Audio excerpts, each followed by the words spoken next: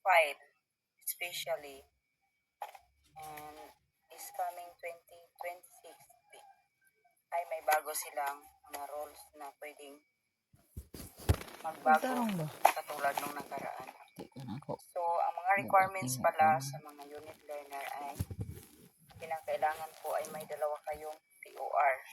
So, dahil nahirapan nga ako dahil yung TOR ko na galing sa kung saan ka nag-graduate ay pinorward siya doon sa school kung saan ako ng unit. So, ito yun. Ito na yung TOR ko kung saan ako ng units. Tapos, hindi pa pala to pwede doon sa PRC. Kailangan may isa ka pang TOR para ma-okay yung yung pag-file mo doon sa PRC.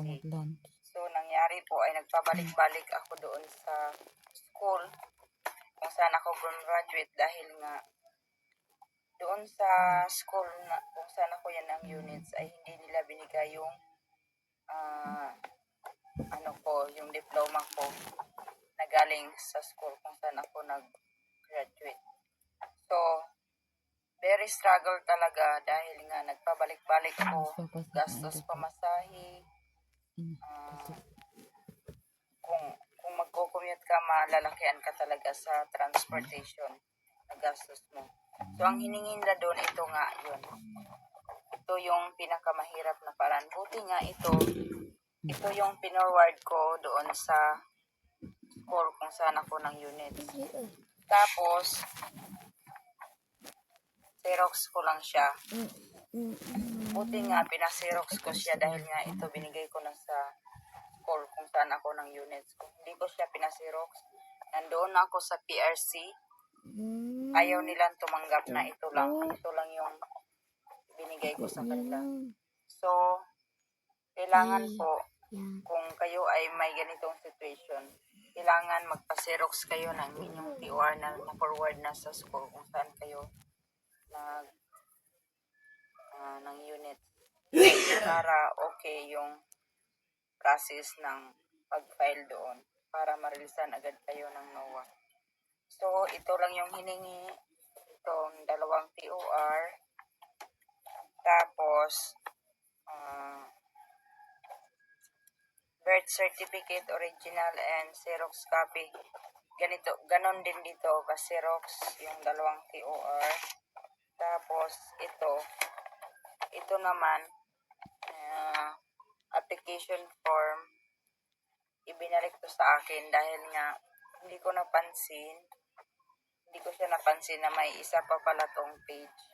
So, tawag dito, page 1 and 1, 2, and 3. 3 page ito.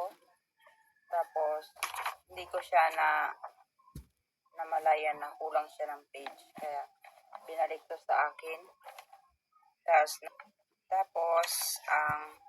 ito, kahit marriage na ako, ay hindi ko to nagagamit kasi yung dati kong ginamit ay nung dalaga pa lang ako. Hope may matutunan kayo sa aking experience at kung ano yung nangyari sa akin ay hindi rin mangyari sa inyo. Hindi na naman sila nanghingi ng passport, ID, sure. Wala na, hindi na nila hiningi sa akin yun. Ang inaano lang talaga nila yung sa TOR. Yun lang. So, thank you teachers sa panonood ninyo ng aking video. Thank you sa inyong suporta at hope may matutunan kayo sa aking video. Please click and subscribe to my video para lagi kayong updated kung may bago akong ina-upload ng video dito. Thank you. Bye-bye. Have a nice day.